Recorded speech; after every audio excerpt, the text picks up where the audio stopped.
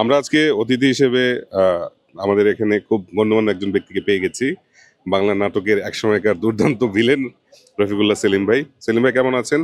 আছি আলহামদুলিল্লাহ, ভালো। আপনার ওই ডায়লগটা দেন না, ফুটা করে দিবেন কিন্তু। দেন না ডায়লগটা।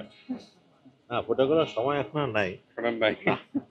আচ্ছা, সেলিম ভাই, আমাদের এই যে অভিনব যেই আয়োজনটা, এটা আপনার কাছে কেমন লাগছে একটু বলবেন?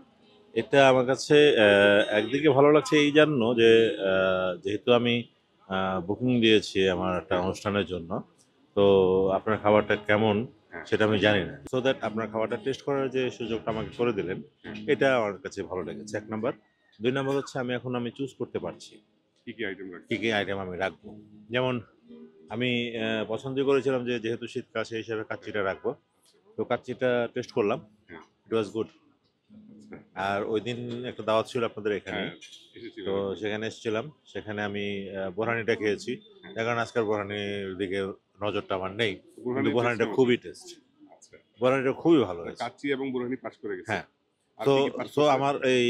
আমার যে মূল আইটেম কিন্তু পাস। পাস। হ্যাঁ।